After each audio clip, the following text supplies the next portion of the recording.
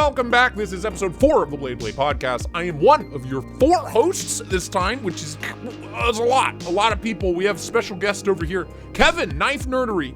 How you doing, Am I Kevin? over there Good for you? I'm over here for me, but well, hey. Look, doesn't matter. We have Richie of Knife Modders fame down Yo. below, and over here, it's like the Brady Bunch, like a real ugly, fucked up Brady Bunch. And then we have Brian of Transparent Knives What's up? down here. Gentlemen, good to see you. Episode 4, baby. We're just banging right through these eps. We got a hot, spicy one for you today. But first off, what's new? You know what, Kevin? What's new? What's new with you, Kev? This is the first time filming anything knife related that's gonna post in a while. I have not had the time and energy to put content onto my channel, but I just wanted to clear up for people that I'm not abandoning it and I didn't leave the hobby. I know a lot of people kind of lose interest and stuff like that. My life has just been crazy and I have stuff filmed. I'll be back, I promise. And even though I haven't posted anything a month and a half, I just rolled over 3K subs anyway. Just people are still doing that. So I will be hosting a appreciation giveaway thing for that. Nice. Well, we're glad to have you back. We missed you. I thought you were dead, so. I was for a little bit, at least Inside. my soul was dead for a little bit. Internally dead. Yeah, I know how that feels. Yeah, well, welcome back. Good to see you. One of my favorite channels on YouTube. If you're not subbed, go sub to him. He's a good boy. He's a sweet boy. Give him a sub. Richie, what's new with you, big dog? Not much. So in terms of mod work, still working on the Devo stuff. So the Devo mashes from Kev, and then got the pocket clips that I'm working on for Brian, which are just about done. And then pretty much everything else I have that I need to get done is all Cerakote and barking. So I should be able to open my books pretty soon some book spots. Don't promise. Promises. Yeah, I know. I know. You can't Yeah, keep. soon, soon. I've been saying that for Sometime a year after now. Blade Show. So Sometime after Blade Perpetual Show, books soon, open. it'll never come. yeah. Yep. Yeah. Are the pocket We'll see. clips for those baby sharks? Yeah, exactly. Dude, exactly. Oh, yeah. Sharks. What about I love you? the way those are coming out. What Those about look you? so cool. Brian, I'm pumped about your newest pickup from CCKF. You say my newest, but it's plural. So, Oh, well, do tell yeah. me. So here's the thing. So I went to California Custom Knife Show this weekend, and I said I'm not going to spend more than $1,000. Technically, I didn't at the show. I did. I spent $3K during the show, but not at the show. So at the show, the only thing I picked up was this Ray Laconico custom knife. Which I am so jealous of. Yeah, It's it's so an cool. Echo, and this was $750, so under $1,000. Now, during TKI, which is the Friday night show, where people do lottos and auctions and stuff with super high end makers, I was eating dinner, and one of my good friends posted up 2 of his own knives for sale in Discord. And I was like, well, I need those knives. I've been looking for those forever. And he put them up at the same time. And I was like, even though I'm going to buy something at the show tomorrow, I'm just going to pick these up too. So I got a duck, Cody Utzler duck, and a Clark handmade gun stock. So that was $2,000 there. So I spent a lot this weekend. That's the most I've ever spent in a weekend in my life. Yeah. And then that's I also insane. got the bandsaw. So the bandsaw arrived. So just wait until you have to buy a house, pal. not happening. I'm just going to live here forever. I know Brian's got it made there. Your mom is a good woman. He's got it dude. fucking made. Yeah, Your dude. mom's Why a would I good want a woman. house? This is the house. But anyway, so I wasn't doing much last week because I didn't have anything. I didn't have any steel to work on or anything. But everything's been coming in starting yesterday. So I'm getting a bunch of knives. I got my Hogue Deca V2. Nice, I saw that. So I installed the scales on it. The centering was absolutely atrocious out of box. That was but wildly off in that picture yeah, you posted. I've mostly fixed. This is impossible to show on camera, but I've Well, mostly. Brian, if it's not rubbing, it's fine. Come on. Yeah. Yeah, that's true. That's true. But yeah, no, I like it. It does have a little bit of vertical play if you crank on it, but it doesn't. It's fine. I got this whole thing for $140 with the OG scales. So I love Yeah, that. dude, the OG scales are such a good deal. $50 shipped. yeah, is and then I had a insane. $50 gift card from Knife Center, which is why I used them for the pre-order and waited an eternity for it to arrive. But I got it. I still haven't put on my Deca scales. I haven't even touched the Oh my Deca god, since it arrived. it's so much nicer with them. And then I got some other people's knives. So someone sent me this three-leg dog custom in Vanax, South African maker. Nice. Good knife. And so he's gonna Marty let picked one me up last test year. and test it out and stuff. I'm gonna be making the choil a little bit deeper so it doesn't smile.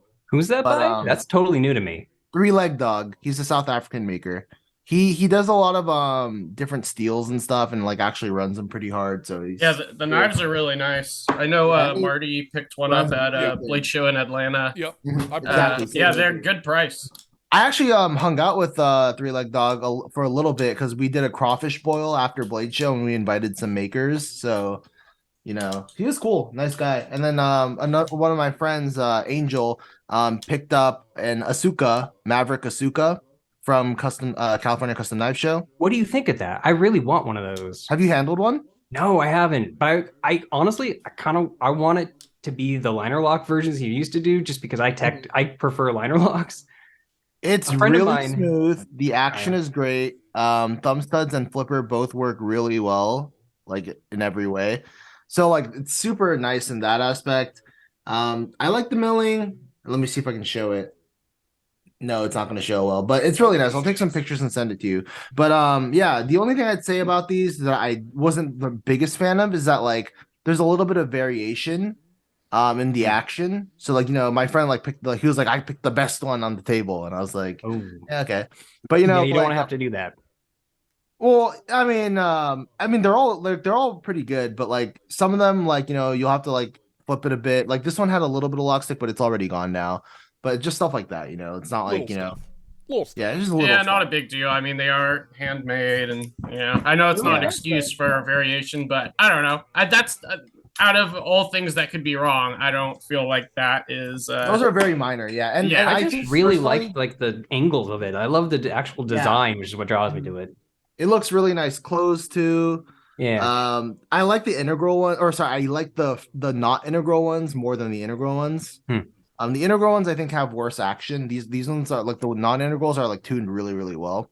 I think it has to do with like the fact that it's like a little harder to tune an integral for like obvious reasons. It's harder to bend the lock bar exactly the way you want and stuff. Yeah. Yeah, bending the lock bar on integrals is a pain in the ass. Yeah. But so basically I have a lot of new toys to play with. I'm gonna be checking all these out and then working on stuff. I have so much I have the bandsaw, I have like guppy tooling, so I'm gonna make some fixed blades as well in my free time. So I just have a lot of stuff I'm gonna be figuring out like my schedule for this week. Y'all are wild. Yeah, what about you, Cole? Oh, I got a lot. And I have things that I'm allowed to show you guys, but nobody else, but it's perfect because this will air like 3 weeks from now. Oh, So yeah. first off, I picked up a Gavco Nurse on now sale for kicks. Mainly just because it's the only Gavco that's really ever spoken to me. We talked about Gavco's design language in a previous episode.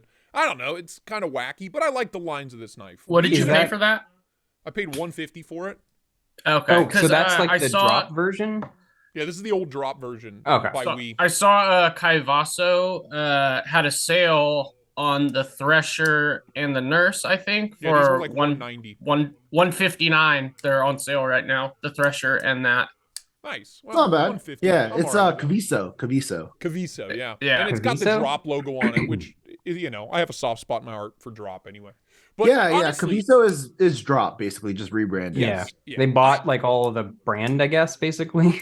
Pretty I much. like this little knife, dude. It's a lot smaller than I thought it would be, but I don't know. I like it. I'm gonna have it hollow ground. I'm gonna have Parker go buck wild on the handles. I don't know what I'm Yeah, gonna do that'd yet. be good. The Yeah, Nurse has but always been my favorite of his because Gavco. I mean, I wasn't in that episode, but Gavco like has a very weird aesthetic, Yes. which so it's either Yes. gonna like hit roll hard or miss roll Yep. hard for me. 100%. And he also does the whole chisel thing, which is also Yep. really hit. I don't or like those, but some people love chisels. I'm not for me. I picked up a banger discontinued Spyderco. I'm pumped about it. I picked up a PPT, baby. Okay. Picked Is up that like the tactical one or something? No, this knife's so weird. It's a full thickness, full titanium frame lock that they slapped scales onto. So if you take the scales off, it's a frame lock. It's just a titanium frame lock underneath. Mhm. And then they put these big ridiculous rock pattern G10 scales on it. But this is the titanium coated sprint run version in S30. I don't I know. love that Who coating. designed that? Who designed that? Perrin, French designer. Perrin. Oh, okay. Perrin. But I don't know. I've always liked the way this I thought thing you looks. hated rock pattern, Cole. I do. I'll have to reach out to Jay Sezler or some shit about some custom scales, maybe. It's not really a rock pattern though. It's like what people call like an anso pattern, where it's like uniformly grooved. Let me see it again. It's not random. how do like a rock I- pattern. Oh, okay. It's There like we go. section like this. You know, one after the other, the grooves. It's not consistent enough to be an Anzo though. Yeah. It's like a Yeah, but poorly it's done it's in between. rock It's in pattern. between. It's hilarious because it's CNC'd, but it's like done to not look CNC'd. It's Right. like Yeah, I mean this thing's thick as fuck, dude. This thing's so Yeah, that is thick, chunky. so heavy, and I don't know if you can tell, but I mean look at the lock bar underneath the scales. This big thing right here. I see. So it's more like an That's the lock overlay bar. Yeah. in the scale. Yeah. So it's literally just a giant fucking frame lock with giant scales on top. But kind They of just wanted to be even thicker. yeah, kind of it's- looks like a turd. a little bit. But I don't know, just the profile of it. I've always been interested in it, so I grabbed one finally. Bought that off Bettina Turner. We talked about the reground McNees. Did we talk about the Calum? Did we talk about this thing in S90V? I just believe we handled did one this weekend briefly. actually that a Yeah, friend had. He gifted I'm getting one this of to those me. sent my way. Like the maker sending me one. Like I talked through a bunch of little tweaks, small detail stuff with him, and he said he wanted to send me one as like a thank you. And I definitely Yeah. don't feel like I earned it, but like Yeah. I super appreciate that. He sent me So I'm this gonna have one for of those free. pretty he was soon. He was like, "Hey, dude, I appreciate all the shout outs and everything," and he just sent this to me, and I forgot Yeah. how much I loved this knife, dude. Hold on, pause the podcast. I'm gonna shout him out right now. No, I'm not gonna do it. I won't pause it. I almost It's did. I thought it definitely was an emergency. bigger Don't than do it. I would normally go for, just because the handle is like a full-on It's full-size long. handle, and I've got not full-size hands. Same. But it's a great knife. It is S90V, full tie for like The 260. the like overlay version of a bolster lock is the thing I think is really interesting Yeah. about that, because Yeah, it it's completely bizarre. eliminates any kind of lock bar pressure issues whatsoever. I like the shape and stuff of that overlay. One thing I don't like though is I understand why it's there, but like the screws on the overlay, Yeah, I'd the rather black just screws. be, you know, no screw. Because like I think like I don't know the reason for it, but specifically, but like I know one thing is like you can remove it and you know change the material. But I'm like, I don't know, the material looks cool. I'd rather it just be clean and just be Yeah. stuck with that material. Yeah, You just, like, pretty glued well on? hidden, though. They're black, so they blend in pretty well. I mean, Yeah, they're they not weren't like- black on the production version. I mean the prototype, and that like it definitely popped as a little thing. So I'm glad that they That went does black help. for the Yeah, it does help. version. Yeah, it blends in pretty well. But I love that knife. Very cool. Those are in stock now. And now I have 2 unreleased tactile turns. Oh, 2? God, 2. So first Wait. off, this is the Okay. safety first. It's a new limited edition they're doing. It has the little caution logo on it, which is perfect for Oh, me cute. considering I shredded my pinky open with a Rockwall the other day. Focus. So Ooh. it's safety first because it's orange, right? Bright orange. Yeah, you'll never lose. But that. the blade's black, so it's Halloween, really. Yeah, but I dig it. I'm from Cincinnati, so it works for me, you know. Mhm. But, How did you cut yourself here of all places? I've never seen a cut The there. knife opened in my pocket. Oh, I don't know how, you know, but it's because it's a right-handed knife, and I was carrying it in my left pocket. I was an idiot, so Yeah. my own fault. But yeah, I put that's I- user I- error right I there. slammed my hand down into my pocket real quick to grab something, and there was an open Rockwall chilling in my pocket. Like that. Right. I She's have a grabbed it. friend we are all making fun of during the show who carries he's right-handed, but he carries it in his left knives in his left pocket. We're just like crapping on him the whole show. Well, that's me. That's me, pal. And then this one I fucking love. This is called the Stealth. It's all blacked out with red accents. Yeah, just- those little pops of red make it for I sure. love the way the little red thumb studs, the backspacer. I love the way it all looks. So Michael Miller was actually at CCKS. They didn't tactile wasn't there like exhibiting, but he was there for high techs, the chips and stuff. Yeah. So I walked up to him and he's like, "Oh, I got something cool to show you." So I got to handle the Maverick. Good? Was it good? It was good. Yeah, it was good. So it was like the pivot was really, really nice. Like they did the special pivot on both sides. Yep. Because originally it was going to be the special pivot on the show side and then just a circle on the other side. And Yeah. he was like, "No, it's got to be special on both sides." Or like, "Why are we even doing a special pivot?" Hell yeah. Hell And then yeah. the milling looks really good. It's super comfortable. I thought it was going to be huge, but it's actually just like a pretty normal size. It's Yeah, just that yeah. because they put it next to the Rockwall, which is tiny, it looked huge. Yeah, pictures. It looks big. It's not though. It's just normal It's pretty size. just normal. Yeah, it's pretty normal. I gotta say, none of the other tactile designs really appeal to me at all. I have 5 But of them. that You want one Richie? looks good. Yeah, the detent was a little light. I think could have some stronger springs, and that would make it a lot nicer. But everything else was really, really good. It was super thin too. Like it was super thin behind the edge. Like So I you think you just said it said was that like the 10 springs tension needs to go up. What else? Like, how does it compare to other crossbar locks? I think it's like very like so it's much smoother and stuff like that. And but in terms of like just the opening like detent strength, very similar to like a 940, you know? Yeah, that Um, kind of kills me with all Yep. with all those crossbar style locks. The springs are always too weak, except for Yep. Gonzo's. Gonzo kills it. I'm dead serious. No, same. Hold on. Yeah, Gonzo yeah, I mean is. the China springs are actually thicker than the stock Omega. Yeah, springs. yeah, significantly. This The thing- Gonzo this axis actually has a locks detent, are man. legit. This actually has a detent. It's I missed it, but it's Yeah, So honestly, much better. if all the American made ones were like that, I would not be mad. Yeah, So see, 'cause, ages like, ago- I see people bend springs to make them stronger, but you really need it to also be thicker because Yeah. that gives it the real strength. Yeah, ages ago I tried to buy the cheapest like crossbar style lock I could because I was gonna hack it apart and I wanted to break something and I didn't want to care. And so I bought this like $20 knife from a company called Free Tiger, which I love those names. I it's love a it. Gonzo. And It's a Gonzo. it's very clearly trying to be like a bug out blade, but it's not a bug out handle. And that's like I didn't want to buy something that was explicitly a knockoff. But this $20 like super budget knife has one of the best detents I've ever felt on a crossbar lock, and it's because the springs are stronger. I mean, they're chunky. thicker steel. You know, And I makes just such a need to big buy difference. some wire and make my own. Honestly, it couldn't be difficult. Yeah. Yeah, people yeah. do it. Memory wire. I think wire, memory yeah. wire. Yeah, I have a pulsar coming, which they include a stronger set of springs with it apparently. So that's a Kunwu pulsar, but yeah, it sucks because I didn't put my phone number apparently, and you need that for DHL shipments. Like Yeah. with your shipping address, you need to put your phone number too. So they said insufficient address and sent it back. So Oh, he's you weren't sending- able to get it intercepted. No, they just insta. Nope, back Ah, to man. China. Yeah, so Straight back. I think they're sending it way back. Yeah, but he's sending me he's resending it to me. So I'm excited to try out the strong springs on that. Have any of you guys handled this from Giant Mouse? I think it's called the Corda. Nazca. that's Isn't a that Nazca? the Nazca? Yeah, Yeah. Is it Nazca? The, Have any of the you guys Corda handled is this? The cord is the flipper. He has one. The Corda is the flipper. Then I haven't handled a Nazca. I think it looks good though.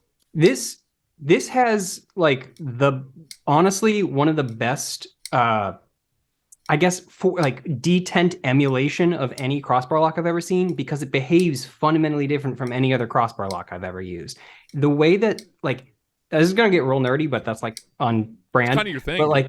But like so the radius of the back of the tang here gets smaller and then goes back up. And what that means is that the like as it's opening, the spring tension wants to propel the blade forward. So it actually has a mild assist feeling at the beginning where it actually will like pop out. And then it opens back up. Like I got super lucky, and Giant Mouse came to one of the Filson stores in the Portland area. And so I got to talk to Voxnays for like a good hour and a half and nerd out super hard, which is amazing.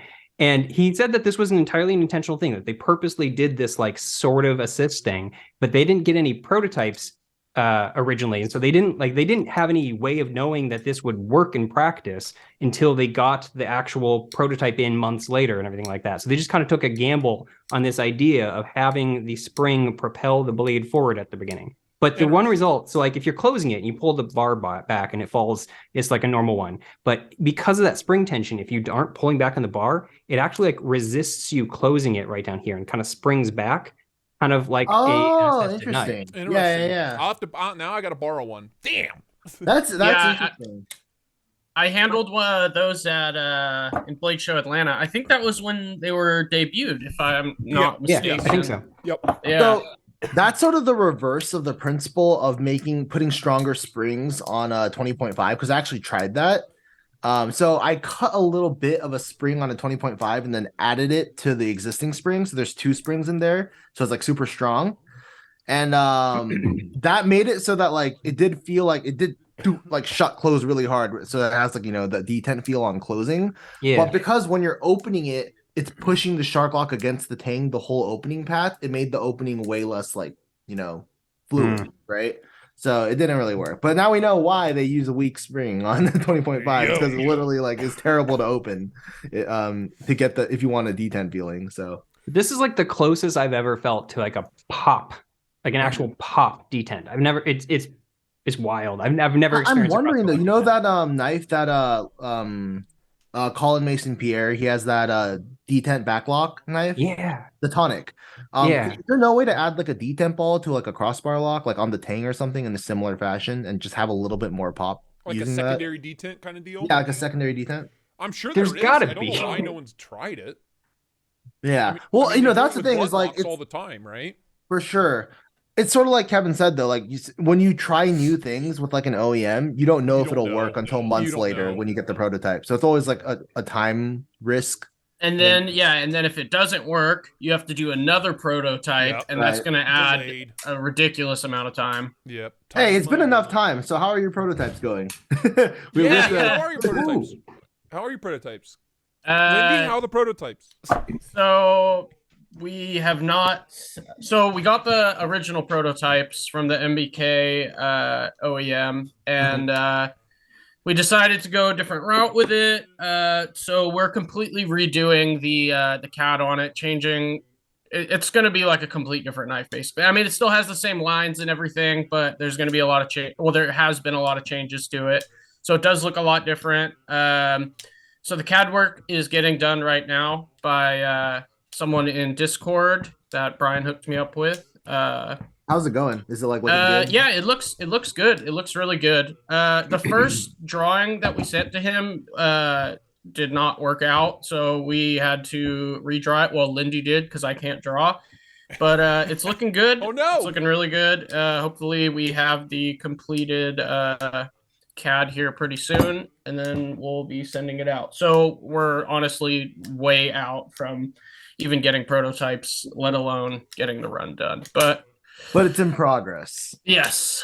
Well, we'll be All here. right, well, We'll be here. here's a segue. So we covered what's new. Now let's cover what's old in your guys' collections because you guys have a lot of old stuff. I like that. I like that segue. So, So our podcast topic, or one of them for this episode, if we get to the others, is why does everyone other than me hoard knives? Because you guys are all hoarders. Before we started, Richie said, "At least I have a reason to hoard knives." Richie, I want you to expand on that. I want you to expand upon that. What is All your right, justification? So I can't bring myself to sell a knife at a loss. So most of the time when I buy a knife, the reason for buying it is because it was a good deal. No Yep. other reason. And then my thought process is, well, I could get this knife at a good deal, and then I can mod it and sell it for profit, and then I could do whatever mods I want to it. So then I end up with 4 Spidey Chefs, 2 Swaybacks, like a bunch of knives that I didn't even want, but I bought because they were a good deal. And then Brian makes this even worse, and he's like, "Hey Richie, look at this good deal on this knife that I don't want, but you should buy." You're an enabler.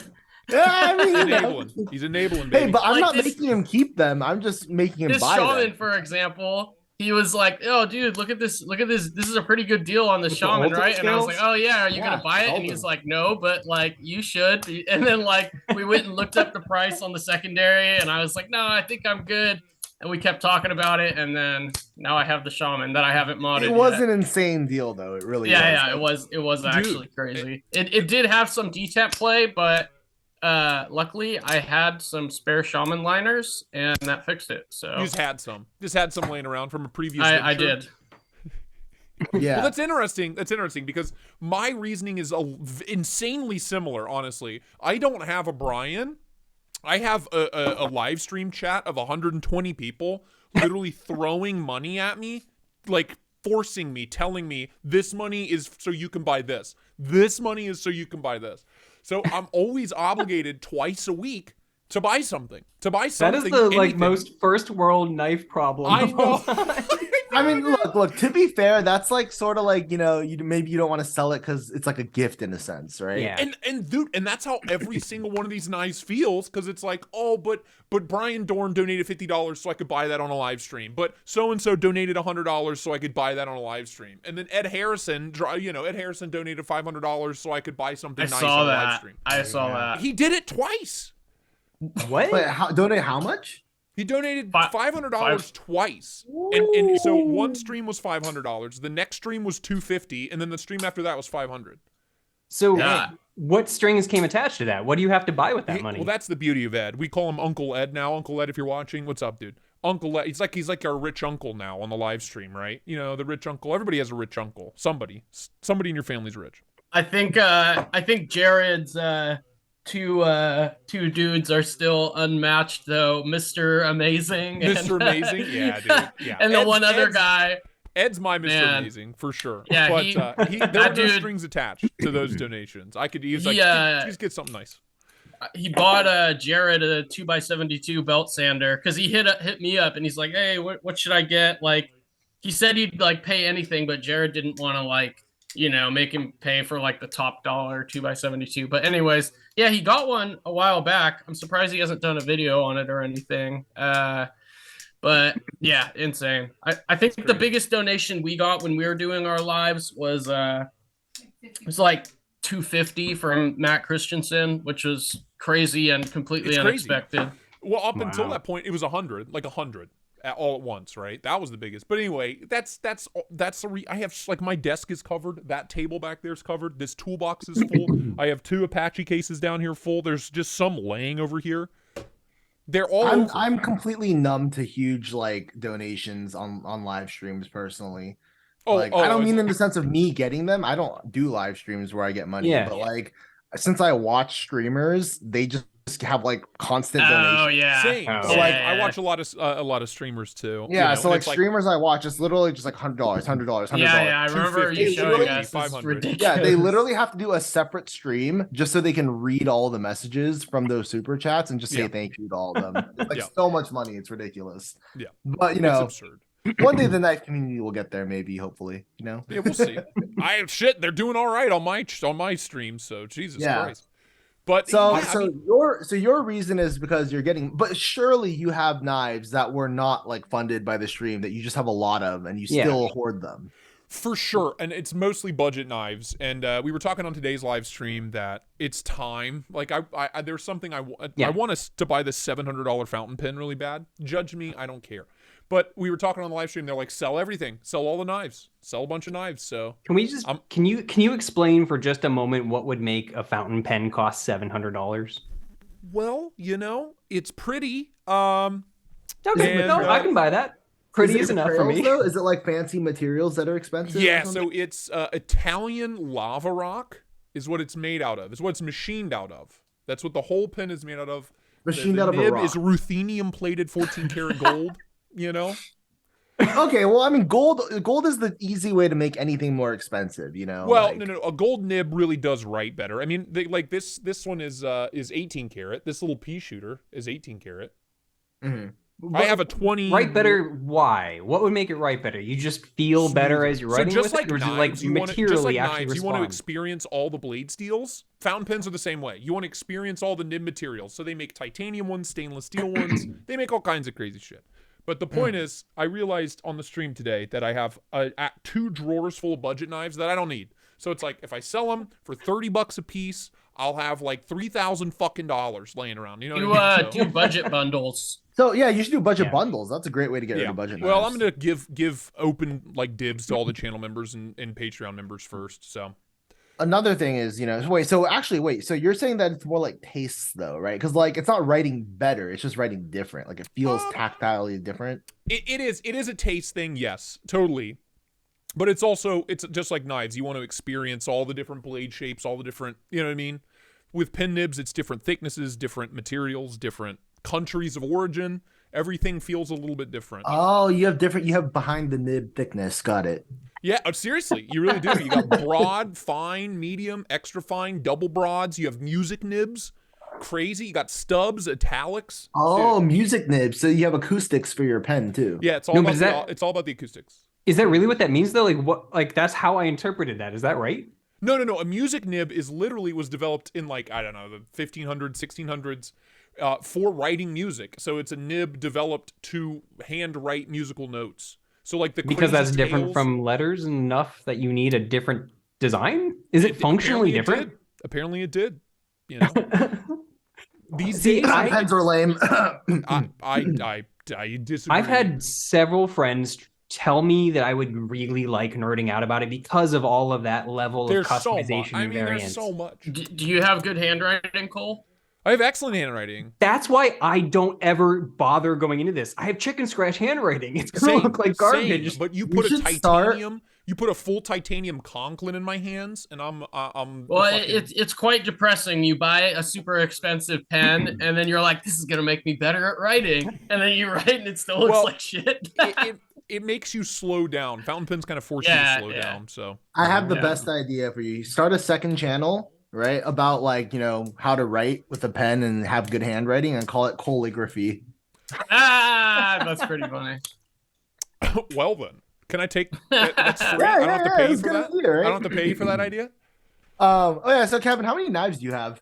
Yeah, what's your Yeah, collection? so I was mentioning this at the start before we started filming. So I did a state of the collection video last I don't know, May, April, something like that. And at the time, I had no idea. I hadn't ever counted how many knives I had. And so It's it was depressing. because of that video that I I cut a couple of times, paused, and then just counted what was on the screen. And at the time it was like around 90, but a couple of stuff hadn't made it in, so it was about 100. And I said in that video that I was going to purge almost all of that because that was my intention and that's what I genuinely wanted to do. And I've sold absolutely none of them, None. not a single one. And so it's been I don't know how long since then. And I made this mistake when I was picking how I organize my knives. I got these little boxes back here that are originally meant for, I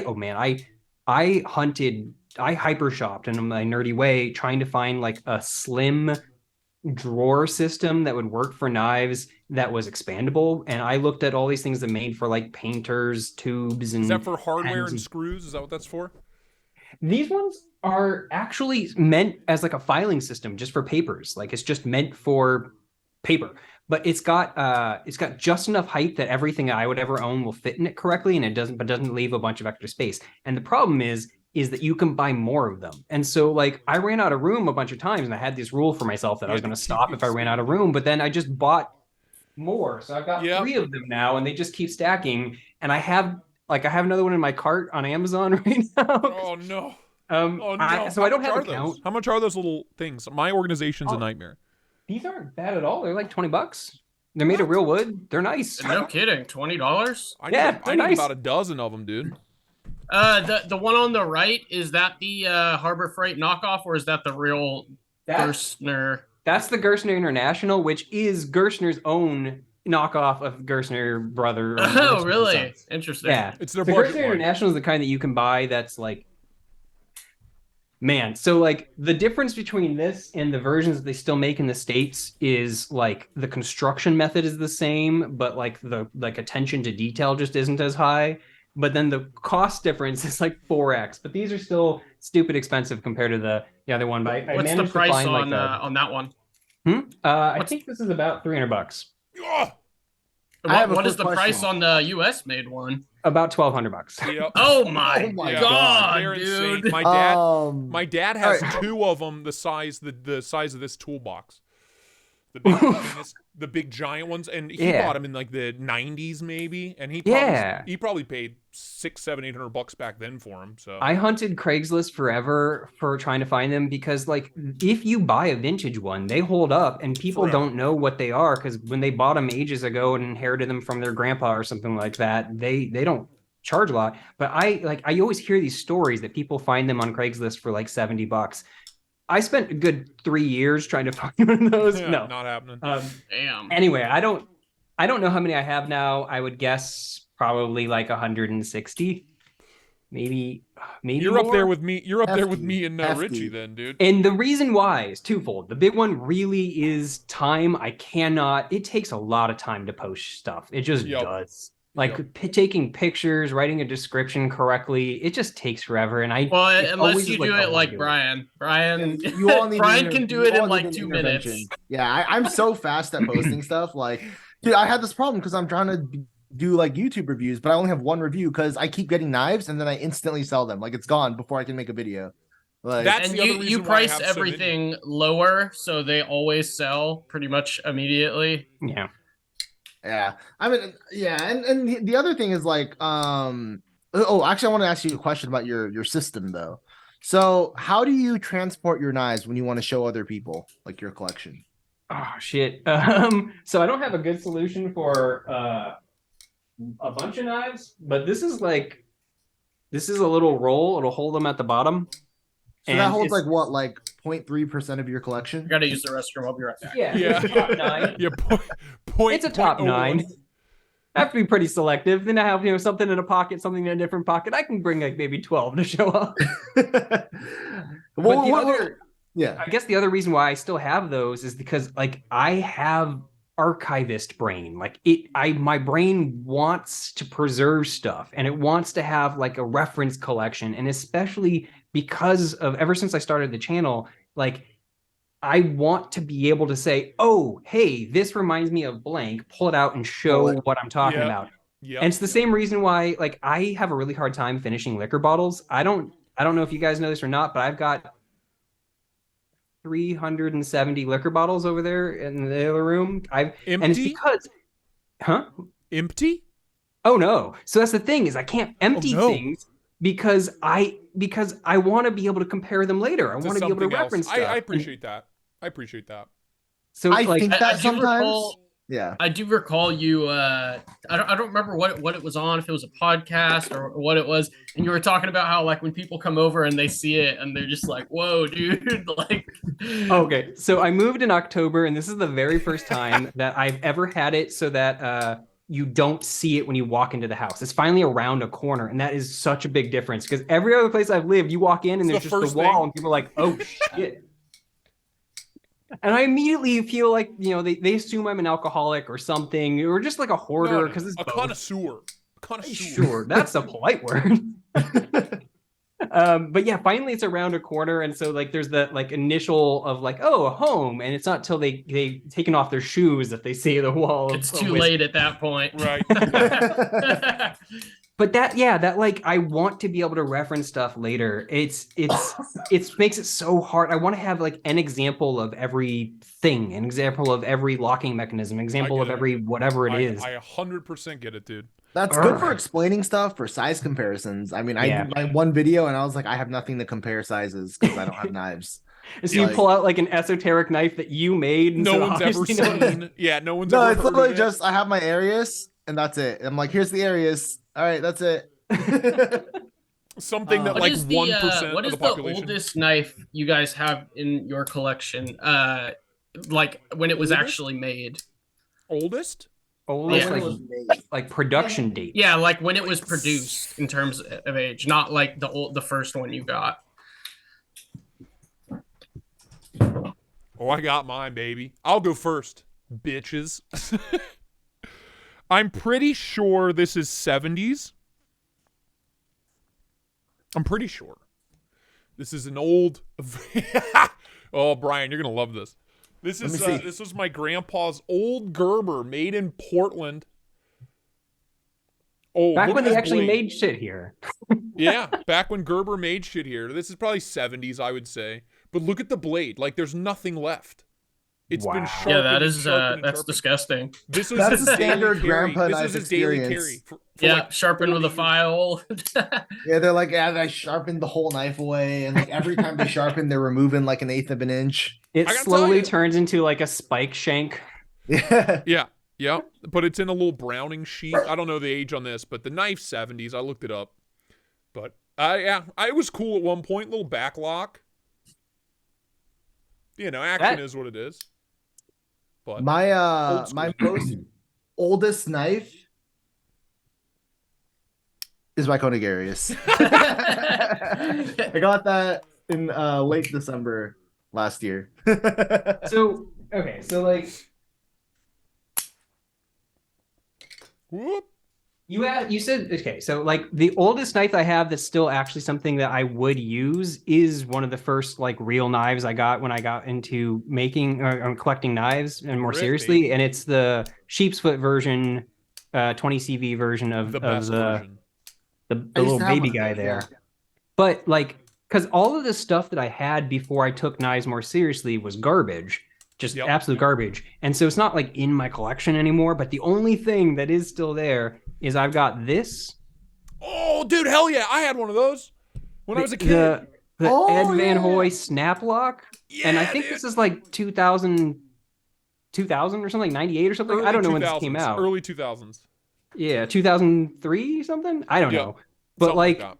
this is a weird enough thing that it's in my collection in the like gadget knives drawer. Yeah. So So I think I know my oldest knife. I have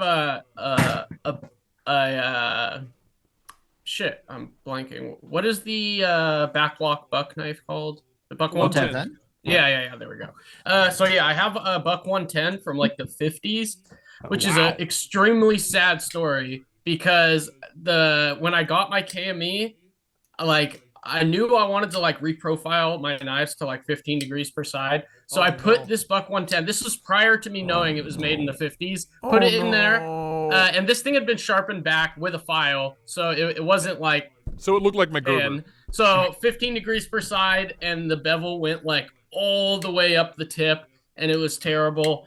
And then yeah, it's a sad story. So I don't like looking at it anymore. If you're a Buck It fan makes you out there, sad. I'm sorry. Yeah. You know, I'm sorry.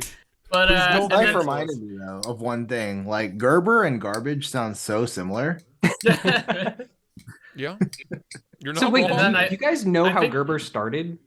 No, I don't know anything Baby about food. I'm just kidding. No, so Gerber started as a marketing company that bought they bought a bunch of knives for their employees as a Christmas gift. And this is like in the 20s or whatever, back when they actually started. And they were a marketing company. They like a something like that. They were- Advertising and marketing. Yeah, and they bought from a local knife maker some kitchen knives as a Christmas gift to their employees, and because it was a small little firm, and they're like, "Wow, these are great. This is such a good knife. Can I get a whole set? Like, who makes these?" And they went, "Oh wow, like the reception of this is so good. We could sell this." And so they literally just bought the small knife maker and started selling the knives that the guy made, and that's like how it grew. Like they always were a marketing company that has other people make the knives for them from the They've very never beginning. been knife makers. They've never since the beginning. Huh. Sad. Didn't know that. Didn't know that. Well, shit, dude. So I drive past them on the highway every time in there because I live here in Portland. So like all Yeah. of these people, CRKT and Leatherman and all these folks are out here, but they don't like really make stuff here, except for ZT makes stuff here. You can go to their factory. So almost all of you guys, like your old knives, are production knives. Yeah. Yeah. So But what- my oldest knife isn't here. It's in the gun safe at my parents' house. It's a World War I issue. It's called a surgeon's knife, and if you look it up, it's insane. It's about 18 inches long, and they used it in Africa. For I wanna what though? say. What And, kind of surgery do you use that like machete for? It's called a It's for surgeon's whales. knife in World War One. So you put two and two together, man. I'm not sure what they used it for, but yeah, it's like 1902 or 1902 or 1903 is the date on it. That's the oldest knife, but it's massive, big bolo shaped blade. It's insane. I I think realized this is I'm probably wrong. my next oldest knife. I don't know exactly when this was produced, Where's but when you got that, dude? this is a Kaiser. I don't remember what the model is because it was really hard to find. We asked on a live stream because I couldn't figure out the model, and they figured it out. It was some weird K and then some numbers. But this Yeah. thing is built like a tank. Like the hardware, all really big T8s, titanium frame lock, kind of built like Hinderish. Yeah, Strider, Hinderer-esque. Hinderer, almost. Yeah. There's G10 show scale with the titanium liner on the underside. And this thing is awesome. I don't know why they ever stopped producing this. Compound grind, and it's on washers. The action, super good. S35, and I scored it for $30 on Knife Swap, which is 30 crazy. bucks. Yeah. I mean, that's the thing with a lot of like Chinese production companies, though, is they don't make the same thing for long. They're always moving on to something else. Nope. Yep. They're always Yeah, I realized I was wrong earlier, and my oldest knife is this guy. This is the knife that I inherited from my dad when I was in 4th grade. And you won't be able to see it on this, but I have a scar right here from where I stabbed myself with it back in 4th grade. So that was good. And it's got What's this funny- cute little hole right here because this was like you've been at the company for 15 years type gift that my dad got. And so this used to have like his company emblem on it, and it fell off within a week. And but it bit me real hard, had to get stitches, and so my dad said I could keep it, which There is you go. kind of You've earned it, intuitive, son. You've earned it, son. Dude, I just totally think it's forgot. funny though. Like, why do parents give kids the most dangerous knife, which is like, knives that don't lock? Yeah. Right? Yeah, I know. It's Seriously. kind of funny how that works. Is that slip joints to the non-knife people, they're considered more like user-friendly and safe when it's the exact they're like opposite. socially safe, but like not actually exactly. safe. Yeah, and when it gets They're snapped socially shut and on your politically hand, safe. it's bad. It is. So my first Swiss Army knife that my dad got me, he took he took it to a belt sander and fucking took the tip off of it, rounded it off so it looked like a butter knife. Because when I was a kid, I stabbed myself in the throat with safety scissors, stuck them like 3 inches into my throat. Wait, what? So it was just like the handles, the 2 little bunny handles sticking out of my throat. Ow! Yeah. Oh my god, dude. When I was like, That and is I was gnarly. young, I was probably like 3 or 4 maybe. Like, were you trying to do something else, or was it just a look what I can do? I'll give you a guess. right. I'll give How you does that I'll give happen? you one guess. What do you think I was doing with scissors? Running with scissors. I would hope running. Yeah. I was running with Yeah. them. I was running with them. I Well- tripped. Yeah. Yeah. There you go. Yeah. Yeah. I know this is off topic. I totally forgot. I have one more new arrival that I think all 3 of you will enjoy this. But Brian and Richie, I'm excited to see your reaction. I bought this. I handled one of those at the show. What is that? I think it's pretty cool. It's the This is- Medford and Strider It's a collab. Strider AR-75 made by Medford. I bought it because I thought it was smaller than this. It's massive. It's fucking massive. Like Yeah, I but like it looks the like design. tank massive. here's Is it a actually pair of size 3. massive? Like look at the thickness. Oh. Just everything about it, dude. Is just It's a tank. nonsense. It weighs 18 pounds. It's like 6 feet tall. It's just huge. I have to What do wear you think about belts it, though? and suspenders. What's to the carry it. blade stock on that? Oh, it's like a 1/4 inch, dude. It's fucking insane. So one thing I have worked on one of those. One thing I noticed about that is let me see if I can explain this right. So when the before the detent engages on the blade when you're closing it, the liner actually rubs on the blade. So no matter what, the action was just terrible because yeah, so when you were closing it before it hit the blade, there was like a larger than normal portion where the blade was just running on the liner itself. I don't think that's on all of them because the one I handled was super smooth. How late is the detent on that? Like, how much do you have to close it before it hits the detent ball? That's pretty far. Right there. Yeah, that's pretty far. So that entire swing from fully open to that's gonna be running just on the liner. Yeah, Yeah, and it you was, can feel it. it was You can not feel good. it. But so you have to get to like here, and then it was dropping, but it's not anymore. It was dropping when there it goes. You kind of you gotta manhandle this fucking thing, dude. I'm gonna throw it into my kneecap. Is what's gonna end up happening. Yeah, I do actually like the design though. I think it's gonna Insane, break your kneecap just insane, from the dude. weight, right? Oh, the weight. I think it's 7-8 ounces, something like that. Half pound. It's It ate another knife, basically. insane. So I'm trading that for something else. I don't want it. So I was gonna ask, right? Because our next topic is related to productions versus customs. Yeah. So I know Richie is more into customs now. When he said he was never gonna spend more than the amount of Benarius on a knife ever, but he's more into customs now. I personally wanted to go into customs as soon as I started collecting knives. Yeah, Like I you was like, made as a soon as jump. I have money, I'm going. So I have a very different perspective on like custom versus production, I think. But what about you guys? Like, what do you think is like, are they worth the markup? It- Are they worth the increase in price? it is so dependent on what worth means to you, because like there's absolutely that point where you're paying more money for something that is like mechanically worse because it's made by hands. Like like you can get customs that are as pristine and perfect as if they were like, you know, CNC made by professional Riot people, but like everything in between, you're paying more because that make like the mark of the maker, that the fact that you can tell is handmade means something to you, like, right? Like I mean, that's me with my Laconico. You know, it's not like you couldn't have a Riot made Echo, right? Like you could. Well, But on the flip they're side, making a production version, aren't they? well, there are production Echoes that are like Yeah. budget, like CGRB Echo, and stuff CJRB, right? but not like a premium one. Oh, okay. Yeah. And my thing is like, I don't know, like when a lot of times when I see like customs turn into productions, they don't feel like the customs anymore. Yeah. And like usually in a way where I'm just like, this feels kind of robotic, and like maybe it's like well made, but I still don't Joyless, like it soulless. as much. Yeah. I mean, I'm not a believer in the soul per se, but like, it does feel like it's not as like special anymore. It's just like it feels like every other Wii or something, like Yeah. Yeah. So some OEMs will like take your design and then modify it into the way that they're used to making it. And like I've been told that Riot is really in that direction, that they will make it like all Riots feel the same because they will modify your design in a way that's like in tune with how they know how to do their curve paths and how they do know how to do. Of course, I mean, pretty much all OEMs will do that to an extent because their engineers are gonna wanna, make the changes that they're used to. They know it's they like have success doing it a certain way. yeah, exactly.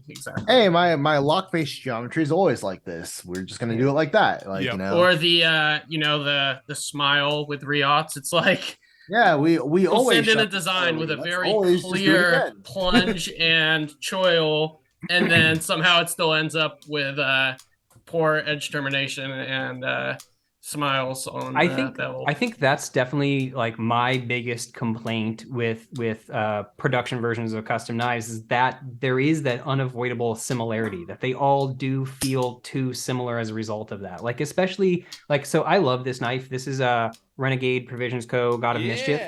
But like every Riot made bolster knife has enough in common with each other that this feels like everything like a Riot knife in a way that you just can't get away from. Yep. Yeah, no, it doesn't feel special. Like, and sometimes things like that are handmade can be different, but not in a way that's objectively better or worse, right? Like this has like a stronger detent than you will ever see on a Riot knife with an opening hole. Yeah. I don't know, the Jaeger M is pretty good. No, but like this one is like, I don't know, like, and with a front flipper as well. Like Riot likes to do, on a front flipper, a lighter detent, right? Yep. But I don't like it to be super light personally. I like it the way it is on this. And if Ray got a Riot made Echo, if Ray got a Riot made Echo, it would not have the same detent. It just wouldn't. It wouldn't have the same feel. It probably would be on bearings. This is on washers, and I like that. Like, there's a lot of things that they just don't really do. Does Riot even do washer knives? I've never seen I don't think one. so. Everything is bearings, I don't right? think Like so. I'm just like, so there's all these little things like, and the production Echoes, they're all on bearings, all the CGRB ones. Like, so for me, I'm just like, I lose all these little characteristics that I love about like it's the whole total package for me in a custom. I don't get that on the production ever. So real quick, I want to stop you. Kev, what was that? Will you show that again? Will you go ahead and show that again? Can we get a hot take from you on that real quick? I think I happened to have gotten one of the ones that just came out better than average, because like the detent on mine, while still certainly light, if you flick up here, this is just medium. Like this is not a bad detent for a knife. The problem is that it's medium with a hole that's this freaking long. Yep. And when you have that much lever arm distance, it is always going to feel weak. But like, there's just variance in every production, even at a company like Riot that has tighter control than others and better QA than others.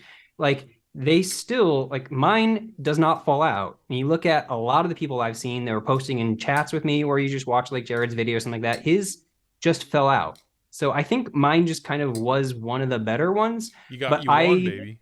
You I won. bought this knife. I swear to God, it must have just been FOMO because this is way too big of a knife for me. Like I didn't realize it was that big, knife. dude. And I had then no you're idea not it was gonna that sell big. it? Come on, man. I know. Well, I don't know. You're gonna keep that knife, you're gonna archive it in your brain and be like, next time I need an example of FOMO, here's my knife. Yeah, this is my FOMO reference piece. Yeah, there it is. There it is. So I don't have any input on the whole custom versus production thing. I agree with the aspect of if you've handled 5 Wiis, you've handled every Wii ever made, right? You know what I mean? Just the way it feels, the way it behaves, everything about it. They're cookie cutter knives. They just look different. Same with Rayot. If you've handled 5 Rayots, you've handled every Rayot ever made for the most part, right? I've never I've never owned a custom. I handled a shitload. A big difference between custom and production knives is that some custom makers, what they are, like they're clearly not focusing on a mechanical knife maker. They're focusing on being like a sculptor. Yeah, and so the like art they're putting form. all of their effort into making the best finish on the best possible materials. Yep. And it's like you can tell that that's where they're paying attention because you go and you try to open it and it has like a really shitty detent and it just kind of flops open, or like it's a very, very tight close and it just feels bad. But the look of it is pristine, has the most luster of anything you've ever seen, and it's a rare specimen of vintage whatever. Or right, like I hate those, to be honest. I'm not into those customs. A petrified tree from 20 million years ago, right? And I get some people going into that because they're going into customs for that kind of, this is art to me, and Right. I like sculptural art. And so that's something you just will never find in the production space at any price point. And so if that's what you're looking for, you will only find that in the production. That's true, yeah. And the other thing is like customs by that token like have so much variety. Like there are mechanically oriented custom makers like Snecks and stuff.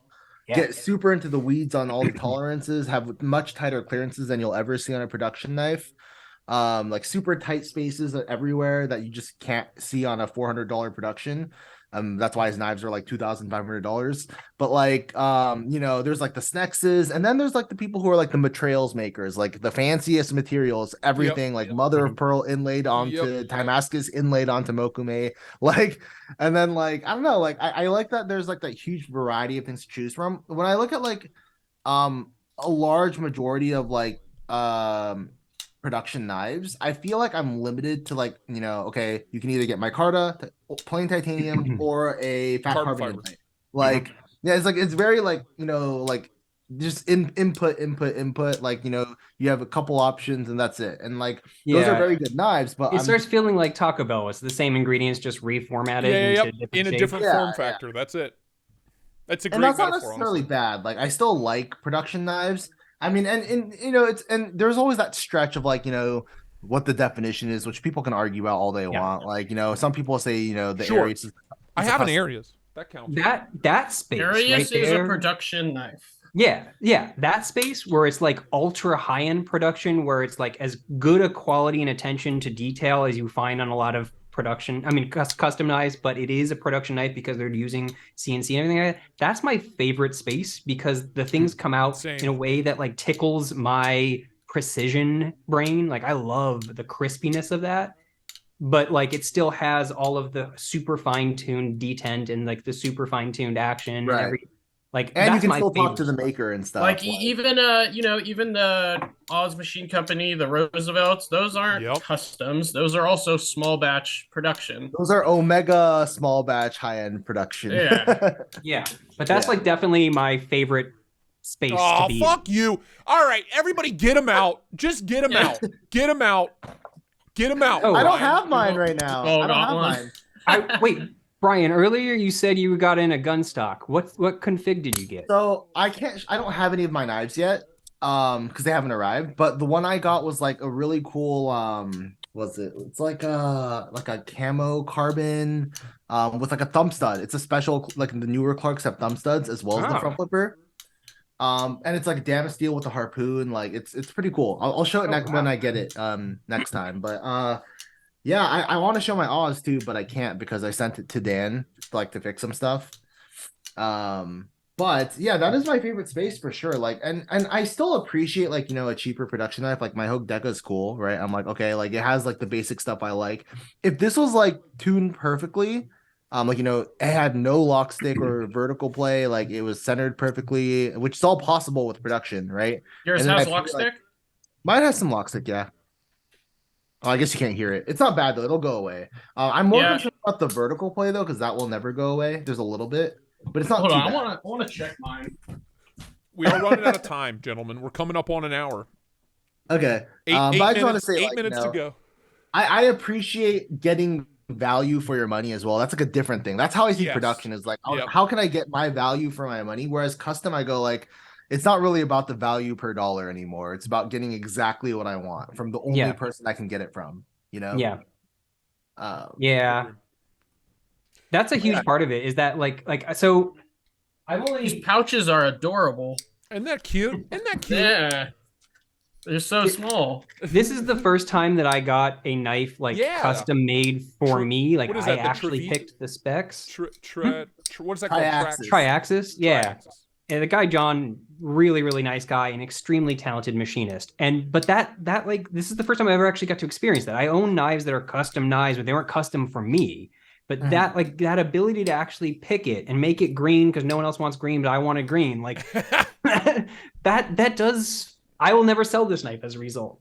I don't sell any knife, but I won't sell this one out of principle. Hey, Brian, I guess you got a lemon, dude. Mine is perfectly centered, no stick, and no vertical play. Well, I might see if it can warranty mine because mine, you saw the centering was like way off. Yeah, And I fixed it, but like I don't know. Maybe I'll just tell them like, hey, yeah, this one is literally you have to get perfect. a new blade. Yeah, Because mine is sticky. If I check, there's a little bit of vertical play. The centering was bad. It's just the heat treat was really good, which I was happy with. Yeah, what did that come back at? 63? 0.5. Yeah. Hell yeah, that's dude. legit.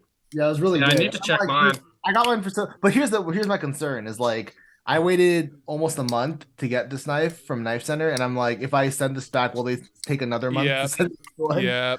So maybe I'll just contact Hogue instead.